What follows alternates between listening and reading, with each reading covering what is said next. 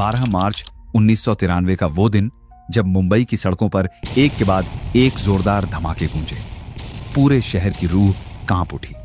इन धमाकों ने 257 जिंदगियां लील लीं और 713 से ज्यादा लोग लहूलुहान हो गए। इस खौफनाक साजिश का मास्टरमाइंड था अंडरवर्ल्ड डॉन दाऊद इब्राहिम। वजह थी बाबरी मस्जिद का गिराया जाना और उसके बाद भड़के दंगे। धमाकों का असर इतना भयावह था कि बैंक ऑफ बड़ौदा की इमारत का बेसमेंट उड़कर मलबे में तब्दील हो गया। आसपास की इमारतों के शीशे तक चकनाचूर हो गए। जांच में पुलिस को कई चौंकाने वाले सुराग मिले।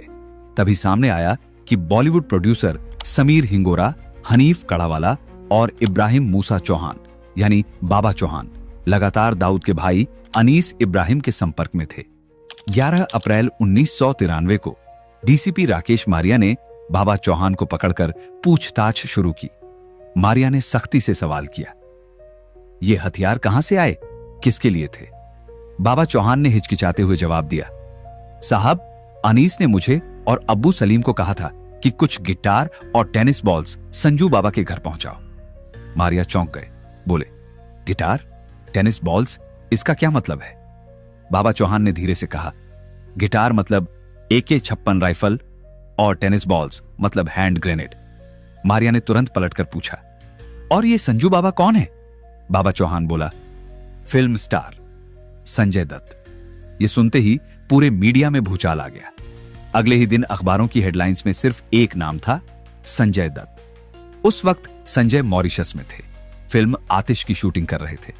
खबर सुनकर उन्होंने खुद मुंबई पुलिस कमिश्नर अमरजीत सिंह सामरा को फोन किया।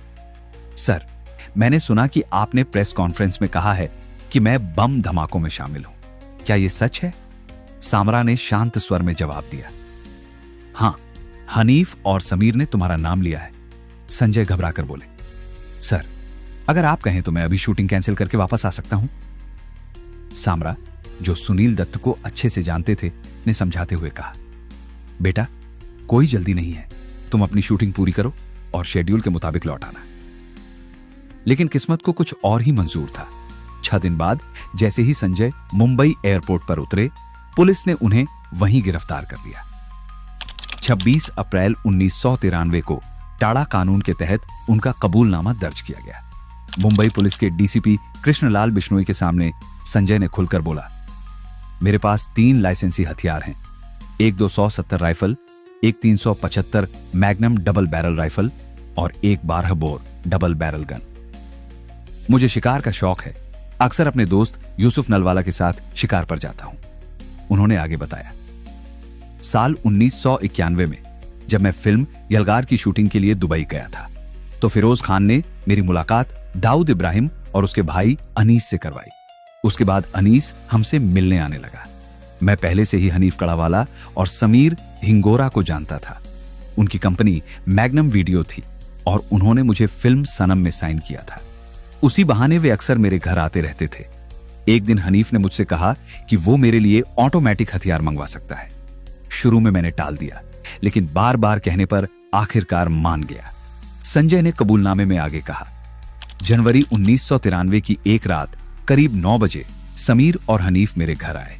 उनके साथ अब्बू सलीम भी था। उन्होंने कहा कि कल सुबह हथियार लेकर आएंगे। अगले दिन सुबह वो लोग एक मारुति वैन से मेरे घर पहुंचे और हथियार अंदर पहुंचा दिए। उस वक्त किसी ने नहीं सोचा था कि बॉलीवुड का चमकता सितारा इस तरह एक अंधेरे रास्ते पर खड़ा होगा, जहां हर तरफ सिर्फ शक, डर और बदनामी थी। उस रात जब मारुति वैन से 3 AK-56 राइफलें उतारी गईं, तो मेरा कलेजा जोर से धड़कने लगा। बंदूकें देखकर मैं बुरी तरह डर गया। मैंने जल्दी से घर से कपड़ा लाकर दिया और उन्होंने उन हथियारों को उसमें बांधकर मेरे हाथ में पकड़ा दिए। उनके पास करीब 250 राउंड गोलियां भी थीं। मैंने घबराकर कहा, मुझे सिर्फ एक हथियार चाहिए, बाकी सब यहां मत रखो। लेकिन उनका जवाब था, फिलहाल तुम इन्हें रख लो, जरूरत नहीं पड़ी तो हम वापस ले जाएंगे। इतना कहकर उन्होंने मुझे भूरे रंग के कुछ हैंड ग्रेनेड भी दिखाए। मैं तुरंत चिल्ला पड़ा, नहीं, ये सब मेरे घर से अभी बाहर ले जाओ। बाद में मुंबई पुलिस के सामने दिए अपने कबूलनामे में संजय ने साफ कहा, मैंने राइफलें और कारतूस अपनी फियाट कार की डिक्की में रखे। उसी रात उन्हें निकालकर घर के अंदर छिपा दिया।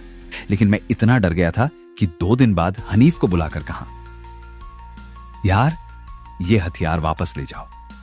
फिर 2 दिन बाद वो लोग आए और 2 राइफलें और कुछ गोलियां उठा ले गए, लेकिन एक AK-56 राइफल और कुछ कारतूस मैंने अपने पास रख लिए।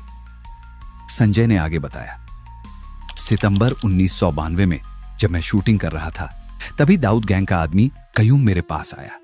उसने मुझे 9 mm की पिस्तौल दिखाई। वो मुझे इतनी पसंद आई कि मैंने उसी वक्त उसे 400 रुपए कैश देकर खरीद लिया। उन्होंने कहा, फिर 2 अप्रैल 1993 को मैं मॉरिशस चला गया आतिश फिल्म की शूटिंग के लिए। वहीं मुझे खबर मिली कि समीर और हनीफ को पुलिस ने गिरफ्तार कर लिया है। यह सुनकर मैं हिल गया। लगा कि अगर उन्होंने मेरा नाम ले लिया तो मैं सीधा फंस जाऊंगा। घबराहट में संजय ने अपने करीबी दोस्त यूसुफ नलवाला को फोन किया और कहा, घर की दूसरी मंजिल पर एक काले बैग में जो रखा है उसे तुरंत उठाकर पूरी तरह नष्ट कर दो, वरना मैं बड़ी मुसीबत में पड़ जाऊंगा। लेकिन जब अखबारों में यह छप गया कि संजय दत्त के पास AK-56 राइफलें मिली हैं, तो उनके पिता सुनील दत्त ने खुद बेटे से सवाल किया, संजू क्या यह सब सच है? संजय ने साफ इनकार कर दिया, पर अंदर से उनकी बेचैनी इतनी बढ़ चुकी थी कि उन्होंने तय कर लिया मुंबई वापस लौटेंगे। सुनील दत्त ने बेटे की फ्लाइट डिटेल्स खुद पुलिस तक पहुंचा दी और जैसे ही संजय एयरपोर्ट पर उतरे, पुलिस ने उन्हें पकड़ लिया। वहां उन्होंने सब कुछ कबूल कर लिया। संजय दत्त का यह कबूलनामा कि उन्होंने अवैध हथियार रखे थे, पूरे देश और फिल्म इंडस्ट्री को हिलाकर रख दिया। ये वही हथियार थे जो उस खतरनाक कंसाइनमेंट का हिस्सा थे और जिन्हें बाद में मुंबई बम धमाकों में इस्तेमाल किया गया। इस केस में संजय दत्त का नाम सीधे जुड़ गया। उनके पिता सुनील दत्त टूट चुके थे, लेकिन बेटे से मोह इतना गहरा था कि उन्होंने उसे बचाने की पूरी कोशिश शुरू कर दी। पर अफसोस, फिल्म इंडस्ट्री ने उन्हें ज्यादा सपोर्ट नहीं दिया। संजय को सबसे बड़ा झटका तब लगा जब उनकी सबसे करीबी रही माधुरी दीक्षित ने उनसे दूरी बना ली। जेल में रहते हुए संजय उन्हें लगातार फोन करते रहे, लेकिन माधुरी ने सारे रिश्ते खत्म कर दिए। उन्होंने मीडिया के सामने बयान दिया, मेरा संजय दत्त से कोई लेना देना नहीं है। मैं ना उनसे प्यार करती हूं और ना ही उनसे शादी करने वाली हूं। उनके ये शब्द संजय के लिए किसी तूफान से कम नहीं थे।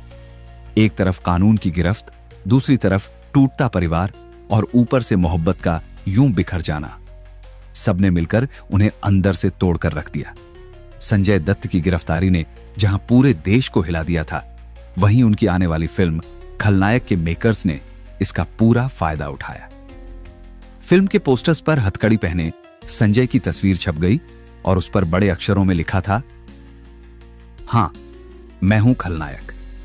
यह देखकर दत्त परिवार गुस्से से भर उठा, लेकिन डायरेक्टर सुभाष घई ने साफ कहा, यह सब पहले से ही तय था, इसमें गिरफ्तारी का कोई हाथ नहीं है। संजय की गिरफ्तारी के बाद पुलिस ने उनके घर की पूरी तलाशी ली, लेकिन वहां से कुछ खास बरामद नहीं हुआ।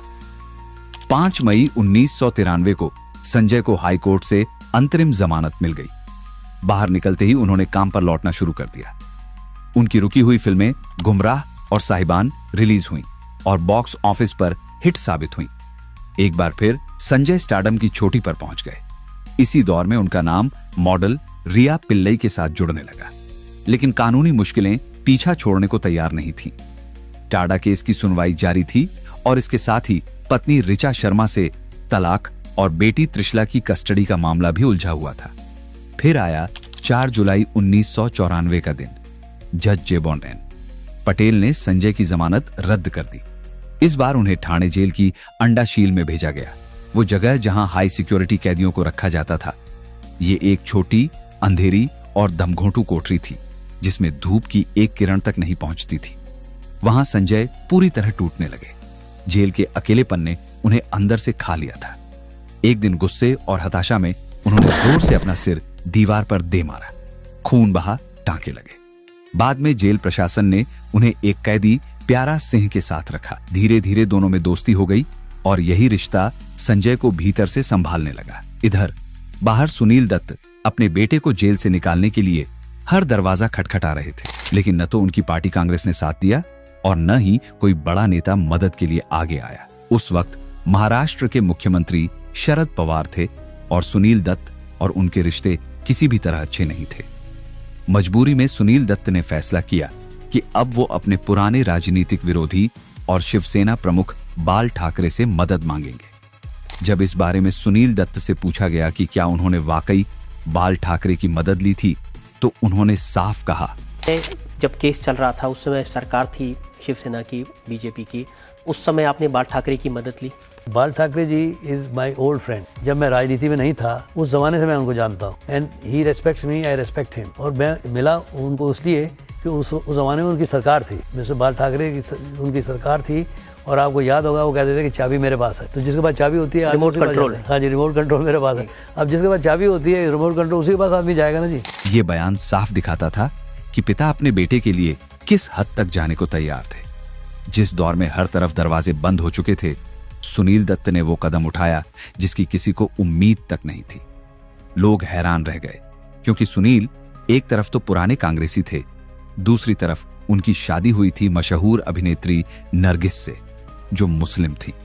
इसके अलावा जब मुंबई में दंगे हुए थे तो सुनील दत्त ने दंगा पीड़ितों की खुलकर मदद की थी, जिस वजह से शिवसेना ने उन्हें मुस्लिम हितैषी कहकर कड़ा विरोध किया था। ऊपर से शिवसेना ने तो संजय की गिरफ्तारी का भी समर्थन किया था।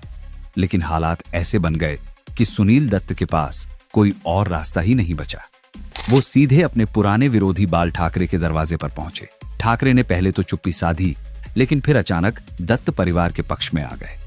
सामना अखबार में संजय दत्त को राजनीतिक साजिश का शिकार बताया जाने लगा और बाल ठाकरे ने खुलेआम कहा, मुझे नहीं लगता कि दत्त परिवार का कोई भी सदस्य कभी देशद्रोही हो सकता है। यहां तक कि माना जाता है ठाकरे ने खुद प्रधानमंत्री पीवी नरसिम्हा राव से भी संजय को लेकर बात की थी। जब उनसे पूछा गया, क्या आप संजय दत्त को राष्ट्रभक्त मानते हैं? संजय दत्त को आप राष्ट्रभक्त मानते हैं? The whole family, the Nargis, the Mr. Sunil Dutt और ये सब लड़के। अब जबकि ठाकरे खुलकर सामने आ गए थे तो बाकी जगहों से भी समर्थन आने लगा। दिग्गज अभिनेता दिलीप कुमार, शत्रुघ्न सिन्हा और राज बब्बर खुद राष्ट्रपति शंकर दयाल शर्मा और प्रधानमंत्री नरसिम्हा राव से जाकर मिले। मार्च 1995 में महाराष्ट्र में शिवसेना बीजेपी की सरकार बन गई। ताकत सीधे बाल ठाकरे के हाथों में आ गई। ऐसे में संजय की रिहाई को लेकर उम्मीदें और बढ़ गईं। एक दिन सवाल हुआ था कि संजय दत्त को छोड़ देंगे जब आपकी सरकार आएगी। आपकी सरकार आ गई, आज 4 महीने हो गए, संजय दत्त तो भी जेल से छूटे नहीं। हमारी सरकार आने के बाद संजय रिहा होना चाहिए, रिहाई होनी चाहिए उनकी। ठीक है, मैं कर रहा हूँ, करूंगा अभी। आखिरकार 16 अक्टूबर 1995 को संजय दत्त को सुप्रीम कोर्ट से भी जमानत मिल गई। 15 महीने की जेल की सजा खत्म हुई। बाहर आते ही संजय सीधे सिद्धिविनायक मंदिर गए, माथा टेका और फिर घर जाने से पहले मातोश्री पहुंचे। वहां बाल ठाकरे से गले मिलते हुए उनकी तस्वीरें अगले दिन सारे अखबारों की सुर्खियां बन गईं। लेकिन जेल से बाहर आने की इस राहत के तुरंत बाद किस्मत ने उन्हें एक और बड़ा झटका दिया। न्यूयॉर्क में कैंसर से जूझ रही उनकी पत्नी ऋचा शर्मा की तबीयत तेजी से बिगड़ने लगी और दिसंबर 1996 में ऋचा ने दुनिया को अलविदा कह दिया। पत्रकार एस हुसैन जैदी ने अपनी किताब माय नेम इज अब्बू सलीम में लिखा है कि एक वक्त पर छोटा शकील अब्बू सलीम को खत्म करना चाहता था। इस प्लान में उसने संजय दत्त को मोहरा बनाने की कोशिश की, जो कभी अब्बू सलीम के काफी करीबी दोस्त हुआ करते थे। लेकिन यह साजिश ज्यादा देर तक छुपी नहीं रही। खबर अब्बू सलीम तक पहुंच गई और उसने तय किया कि अब संजय को ही रास्ते से हटाया जाएगा। गोवा में उसे खत्म करने का प्लान बनाया गया। अब्बू सलीम ने 4 शूटर तैनात किए थे, जिन्हें हुक्म था कि गोवा या फिर मुंबई एयरपोर्ट पर जैसे ही मौका मिले संजय को मार गिराया जाए। लेकिन संजय तक भी ये बात पहुंच गई। जान पर बन आई तो वो होटल के कमरे में ही अपने दोस्तों को लगातार फोन करने लगे। कोशिश यही थी कि किसी तरह सलीम से समझौता हो सके। आखिरकार बीच में आए अकबर खान, जिसने कभी अब्बू सलीम की जान बचाई थी। उसी एहसान की वजह से सलीम अकबर की बात मान गया। उसने साफ कह दिया, जब तक संजय अकबर खान की कार में रहेंगे, मेरे शूटर उनका बाल भी बांका नहीं करेंगे। और सचमुच अकबर खान की वजह से उस रात संजय दत्त की जान बच गई। इधर उनकी निजी जिंदगी में भी उथल पुथल बढ़ रही थी। रिया पिल्लई से रिश्ते दिन ब दिन खराब होते जा रहे थे। खबरें आने लगीं कि संजय का पाकिस्तान की बेली डांसर नादिया दुर्रानी से अफेयर चल रहा है। वहीं दूसरी ओर रिया का नाम टेनिस खिलाड़ी लिंडर पीस के साथ जुड़ने लगा। दोनों के बीच खाई इतनी गहरी हो गई कि आखिरकार साल 2008 में उनका तलाक हो गया। हालांकि वे काफी पहले से ही अलग हो चुके थे। इसी बीच साल 2003 में संजय की जिंदगी में एक नया मोड़ आया। उनकी फिल्म मुन्ना भाई MBBS रिलीज हुई। यह फिल्म सुपरहिट साबित हुई और लोगों के दिलों में संजय की एक बिल्कुल नई इमेज बन गई। जादू की झप्पी और टेंशन नहीं लेने का जैसे डायलॉग्स घर घर में गूंजने लगे। पब्लिक की नजरों में संजय एक प्यारे मासूम भाई की छवि में उतर आए। एक लंबे वक्त बाद उनकी जिंदगी पटरी पर लौटती दिखने लगी। साल 2005 में दत्त परिवार अपने नए घर इंपीरियल हाइट्स में शिफ्ट होने की तैयारी कर रहा था। लेकिन 25 मई 2005 की रात किस्मत ने फिर जोर का झटका दिया। सुनील दत्त को नींद में ही दिल का दौरा पड़ा और उनका निधन हो गया। मां के बाद अब पिता का साया उठने से संजय पूरी तरह बिखर गए। इन्हीं मुश्किल दिनों में उनकी जिंदगी में मान्यता आई, जिनका असली नाम था दिलनवाज शेख। मान्यता ने न सिर्फ संजय के करियर और फाइनेंस को मैनेज किया, बल्कि उन्हें बुरे दोस्तों से दूर कर जिंदगी को फिर से संभालने की कोशिश की। फिर आया साल 2006। राजकुमार हिरानी मुन्ना भाई MBBS की सीक्वल लगे रहो मुन्ना भाई लेकर लौटे। फिल्म ने बॉक्स ऑफिस पर धमाका किया और लोगों के दिलों में संजय की जगह और पक्की हो गई। अब जनता का नजरिया धीरे धीरे उनके पक्ष में बदलने लगा था। लेकिन इसी दौरान संजय दत्त पर चल रहे टाड़ा केस का फैसला आने का वक्त भी करीब पहुंच गया। संजय दत्त का केस अभी भी अदालत में चल रहा था और वो जमानत पर बाहर थे।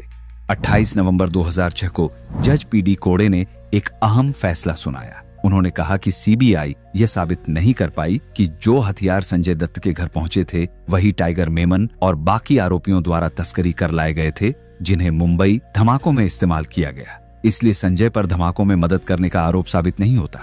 कोड़े ने आगे कहा कि संजय के कबूलनामे और बाकी सबूतों से ये तो साफ होता है कि उन्होंने हथियार अपनी पर्सनल सिक्योरिटी के लिए रखे थे। इसलिए टाड़ा की धारा 5 के तहत उन्हें आतंकवादी नहीं माना जा सकता। कोर्ट का फैसला साफ था, संजय दत्त दोषी हैं, लेकिन सिर्फ अवैध हथियार रखने के केस में।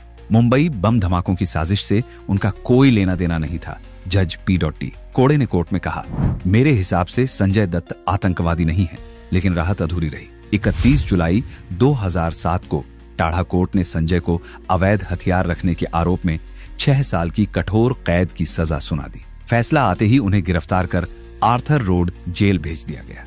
जेल की सलाखों के पीछे भी संजय ने हार नहीं मानी।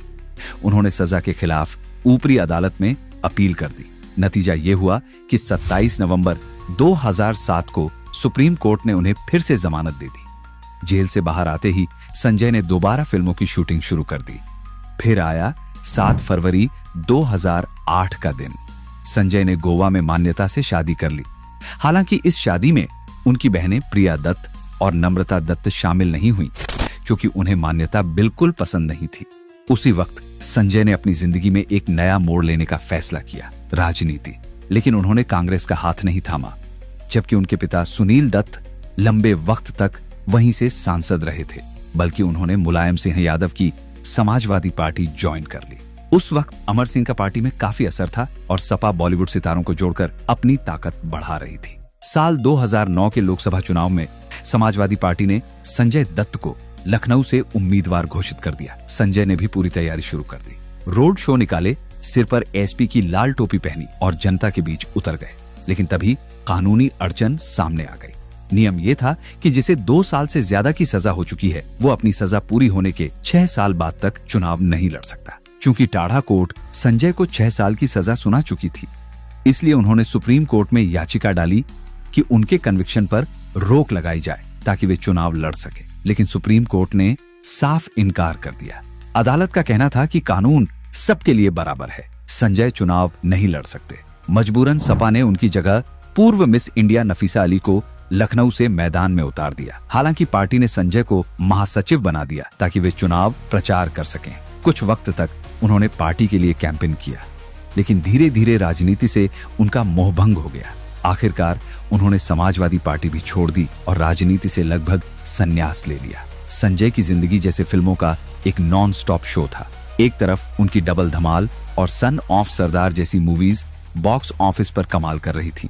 वहीं साल 2012 में अग्निपथ आई, जिसमें उन्होंने खतरनाक विलेन कांचा चीना का किरदार निभाकर सबको हिला दिया। लेकिन किस्मत ने जैसे उन्हें चैन से जीने का वक्त ही नहीं दिया। इधर उनकी फिल्मों से करियर फिर से ऊंचाइयां छू रहा था और उधर 21 मार्च 2013 को सुप्रीम कोर्ट का फैसला आ गया। जिस अपील पर संजय ने अपनी सजा को चुनौती दी थी, उसमें भी अदालत ने उन्हें अवैध हथियार रखने का दोषी माना। फर्क बस इतना हुआ कि पहले मिली 6 साल की सजा को घटाकर 5 साल कर दिया गया। इनमें से 18 महीने वह पहले ही जेल में काट चुके थे, लेकिन बाकी सजा पूरी करनी बाकी थी। 16 मई 2013 को संजय दत्त ने खुद मुंबई पुलिस के सामने सरेंडर कर दिया। पहले उन्हें आर्थर रोड जेल भेजा गया और बाद में ट्रांसफर करके पुणे की यरवदा सेंट्रल जेल पहुंचा दिया गया। यहां उनकी पहचान बनी कैदी नंबर 16656। संजय को हाई सिक्योरिटी फांसी वार्ड में रखा गया, जहां मौत की सजा पाए कैदियों को रखा जाता था। उनकी सेल के बाहर सिर्फ 100 स्क्वायर फुट का छोटा सा बगीचा था, जिसमें वह 4 गार्ड्स की सख्त निगरानी में टहलते थे। बाकी कैदियों से बातचीत पर पाबंदी थी। उनकी दिनचर्या बेहद सख्त थी। सुबह 5:30 बजे उठकर पूजा और एक्सरसाइज, फिर ब्रेकफास्ट और उसके बाद जो भी काम सौंपा जाता वही करना। उन्हें ऐसे ही काम दिए जाते जिन्हें वह अपनी सेल से ही कर सकें, ज्यादातर कागज के थैले बनाना या बेत का काम। लेकिन इसी जेल की दीवारों के बीच उनकी आवाज एक नए रूप में गूंजी। जेल प्रशासन ने उन्हें अपने रेडियो स्टेशन का मुख्य आरजे बना दिया। हर दिन दोपहर 12 से 1 बजे तक लाउड स्पीकर पर गूंजता, वेलकम टू रेडियो यरवदा, मैं हूं आपके साथ आपका आरजे संजय दत्त, कैदी नंबर 16656। अब बाकी कैदियों के लिए सिर्फ एक आवाज नहीं बल्कि उम्मीद बन गए थे।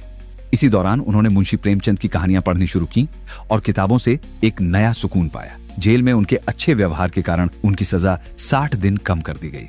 आखिरकार 25 फरवरी 2016 की सुबह वह पल आया। डार्क ब्लू शर्ट और जीन्स में संजय जेल से बाहर निकले। दाढ़ी बढ़ी हुई थी, माथे पर तिलक, आंखों में हल्की नमी। बाहर निकलकर उन्होंने एक बार पीछे मुड़कर देखा, जेल पर लहरा रहे तिरंगे को सलामी दी और मिट्टी को माथे से लगाया। उस पल में जैसे उनकी जिंदगी का पूरा सफर आंखों के सामने गुजर गया हो। जेल के बाहर राजकुमार हिरानी, लेखक अभिजीत जोशी और उनकी पत्नी मान्यता जुड़वा बच्चों के साथ इंतजार कर रहे थे। घर पहुंचने पर उनकी बहन प्रिया दत्त ने गले लगाकर रोते हुए कहा, भैया अब और मुश्किलें नहीं सहनी, बस घर पर ही रहना। 2 साल बाद यानी 2018 में उनके दोस्त राजकुमार हिरानी ने उनकी जिंदगी पर फिल्म संजू बनाई। इस फिल्म ने हर किसी को हिला दिया।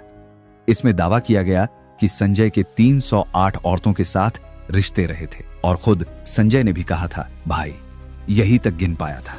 संजय की जिंदगी फिल्मों जैसी लगती जरूर है, लेकिन असल में उससे कहीं ज्यादा फिल्मी थी। इसके आगे का हिसाब उन्होंने कभी रखा ही नहीं। द कपिल शर्मा शो में खुद संजय दत्त ने हंसते हुए कंफर्म कर दिया था कि हाँ, उन्होंने सचमुच इतनी ही महिलाओं को डेट किया है। जब संजू रिलीज हुई तो उस फिल्म ने संजय को जैसे आईने में दिखा दिया, बिना किसी दिखावे के, बिल्कुल वैसा जैसा उनका असली चेहरा था। और शायद यही वजह थी कि फिल्म सुपरहिट हो गई। लेकिन किस्मत को मानो उनकी जिंदगी में हर बार नया तूफान लाने की आदत थी। अगस्त 2020 में अचानक उन्हें सांस लेने में दिक्कत हुई और तुरंत अस्पताल ले जाया गया। वहां टेस्ट हुए तो रिपोर्ट देखकर सब दंग रह गए। फेफड़ों का 4थे स्टेज का कैंसर। उस वक्त संजय अपने कमरे में अकेले थे। मान्यता दुबई में थी। ये खबर सुनकर जैसे उनके पैरों तले जमीन खिसक गई। उनके दिमाग में सबसे पहला ख्याल यही आया, मुझे कोई इलाज नहीं कराना, अगर किस्मत में मौत लिखी है तो मैं मर जाऊंगा। डॉक्टर भी चौंक गए, लेकिन थोड़ी देर सोचने के बाद उन्होंने खुद से कहा, अगर मैं हार मान गया तो मेरा परिवार भी टूट जाएगा और ये मैं कभी नहीं होने दूंगा। फिर शुरू हुई एक नई जंग। डायरेक्टर राकेश रोशन ने उन्हें डॉक्टर सेवंती लिमये से इलाज कराने की सलाह दी। छाती में एक पाइप डाला गया, पर संजय ने वहीं डॉक्टर को चैलेंज कर दिया, देखना डॉक्टर, 2 हफ्तों में ये पाइप निकल जाएगा। डॉक्टर बाद में बताते हैं कि कीमोथेरेपी के बावजूद संजय हर दिन 2 घंटे वर्कआउट करते थे। यही जज्बा, यही जिद उनकी सबसे बड़ी ताकत बनी। वक्त बीता और कुछ ही महीनों में उन्होंने इस बीमारी को मात दे दी।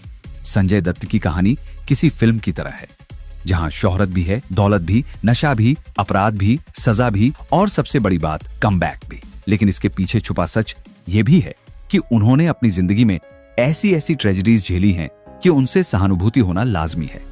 उनकी जिंदगी हमें यह सिखाती है कि इंसान चाहे जितनी बार गिरे, असली हीरो वही है जो हर बार उठकर फिर से लड़ना सीख ले।